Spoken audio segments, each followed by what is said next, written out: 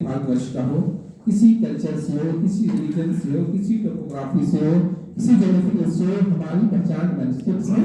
इसको हमें बचाने के लिए हम कोशिश करनी चाहिए और इसको बचाने के लिए हमें जो अवेयरनेस प्रोग्राम है वो हमारे एक्शन से, जब भी ऐसा नहीं लगता कुछ फंक्शन करें, आप किसी काम से गए, किसी रिसर्च से वहाँ आपको पता चला तो ये अवेयरनेस हो आती है। आप किसी से मिलने गए, किसी के पीजी सबमिशन में, किसी की शादी में गए या किसी समारोह में गए, आपको पता चला कई बार जब पूजा करते हैं तो वहाँ कुछ पोथियाँ रखी होती हैं, तो वो तो पूजा के आस्था को होता है उसे देते, लेकिन उसके अलावा बहुत सी रखी होती हैं, तो उसको तो कर सकते हैं।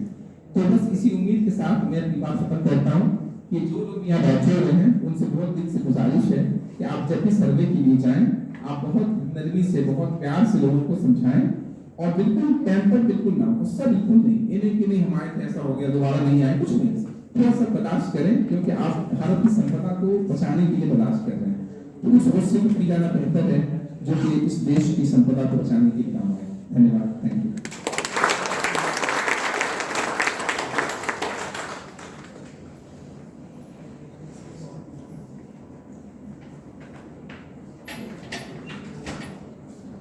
आपको बहुत बहुत धन्यवाद, इतना विस्तार रूप से आप बोले हैं स्क्रिप्ट के बारे में, लैंग्वेज के बारे में, मैन्युस्क्रिप्ट के बारे में, इलास्ट्रेशन के बारे में। मेरे लिए कुछ नहीं छोड़े आप, इसके बाद मुझे कोई बोलना था।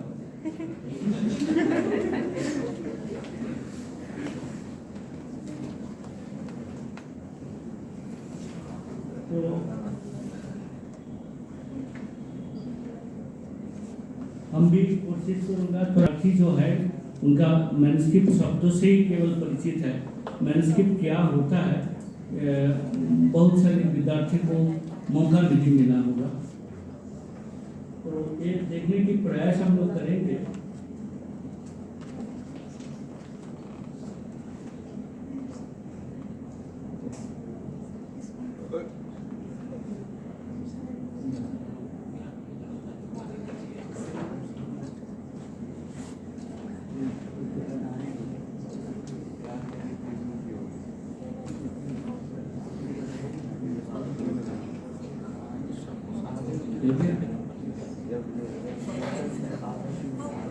तो सर तो बोले हैं कि मैन्युस्क्रिप्ट क्या है, इसको पांडुलिपि भी बोलते हैं, इसको पोथी भी बोलते हैं, बहुत सारे नाम में इसको जाना जाता है। ये नाम जो आया है इसका भी बहुत सारे कारण है। तो जो भी है पुराना चीज जो 75 साल की पुरानी है, मैन्युस्क्रिप्ट शब्द को दो शब्द में बांटा गया है। मैन्युस्क्रिप्ट, मैन्युस मतलब है हैंड रिटन, स्क्रिप्ट मतलब है डॉक्यूमेंट्स। तो हैंड रिटन डॉक्यूमेंट्स कुछ भी हो जो सब 75 साल की पुरानी हो तो उसको हम लोग मैन्युस्क्रिप्ट कह सकते हैं। तो इसी हिसाब से manuscript means hand written documents. तो क्या क्या सब्जेक्ट रहता है इसमें, यहाँ कुछ भी सब्जेक्ट हो सकते हैं, जैसा वेद, पुराण, गीता, बाइबल, त्रिपिटक, कुछ भी हो सकते हैं। भारतीय ज्ञान की परंपरा, भारतीय धरती मतलब धरती का जो ट्रेजर संपदा है, वो कल्चर हो, वो आपका ज्ञान हो, कुछ भी उसमें लिखित रूप में हम लोग दे सकते हैं। क्यों हम लिखे हैं मैन्युस्क्रिप्ट, मैन्युस्क्रिप्ट हम क्यों तैयार किए हैं, क्योंकि हर सभी मनुष्य का ये इच्छा होती है कि मरने के बाद जीने रहने का इच्छा, इसीलिए हम लिखते हैं। हम क्यों लिखते हैं कि हम एक दिन नहीं रहेंगे, लेकिन मेरा जो कृति है, मेरा जो सृष्टि है, हम जो लिखे हैं ये रह जाएगा, वही उसी में हम रहेंगे। तो यही मैन्युस्क्रिप्ट को जन्म दिया है। तो मैन्युस्क्रिप्ट का लैंग्वेज के बारे में सर विस्तारित रूप से बताए हैं, लेकिन जेनरली हम लोग को जो मिलता है संस्कृत, पाली, प्राकृत, उर्दू, अरबी और पर्शियन, इंग्लिश मैन्युस्क्रिप्ट भी मिलता है। मैन्युस्क्रिप्ट का पहले परिचय हम लोग ये देख सकते हैं, जब हम लोग वनवासी थे उसमें गुहा चित्र में दिखाई पड़ता है जो हिरण का एक पिक्चर रखा गया है, जो शिकार करने के पहले वो पिक्चर को देखने के बाद जब हम शिकार करते जाते थे उसको शुभ माना जाता था। वही मैन्युस्क्रिप्ट रचना शुरू हो गया है, मतलब हम लोग ड्राइंग उसी से शुरू किए हैं। पत्थर से पत्थर दे करके, पत्थर को खुदाई करके हम लोग ये मैनुस्क्रिप्ट तैयार करना शुरू कर दिए हैं। यही पहले मैनुस्क्रिप्ट है। तो मैनुस्क्रिप्ट कब से शुरू हुआ है, इसका इतिहास बोलना, इसके इतिहास रचना करना कभी संभव है ही नहीं। इसलिए राइटर ऑफ द मैनुस्क्रिप्ट कौन होता है? जनरली बाद में जब राजन्य परंपरा हम लोग देखे हैं, राजा लोग किसी किसी को नियुक्त करते थे केवल मैनुस्क्रिप्ट रचना करने के लिए, स्क्राइबर को रखते थे केवल कॉपी करने के लिए। आज तो हम लोग भी जाते हैं कोई श्राद्ध अनुष्ठान में, तो उसमें भी गीता दिया जाता है और कोई धर्मी पुस्तक दान किया जाता है। लेकिन एक दिन था वो हाथ से लिख करके दान किया जाता था।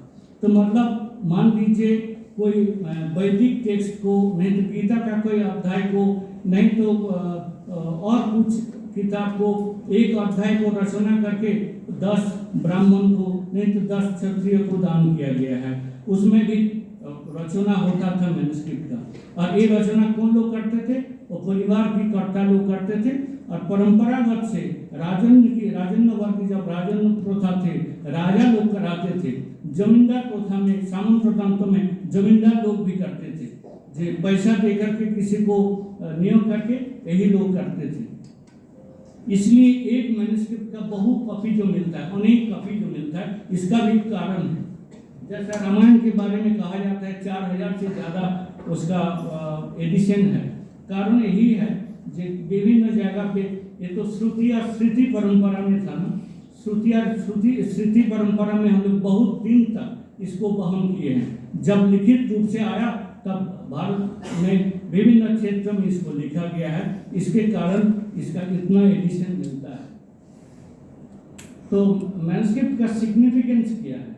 मैनुस्क्रिप्ट तो हैंड रिटन डॉक्यूमेंट्स हो गया, इसका यूज केवल फ्यूचर के लिए है। मतलब जो ट्रेजर आज तक हम लोग के लिए सामने रखा गया है, ये केवल फ्यूचर यूज के लिए है, वर्तमान यूज के लिए है। तो इसलिए manuscript means source of the ancient knowledge, अर्थात प्राचीन ज्ञान परंपरा संरक्षण जो है मैनुस्क्रिप्ट में है।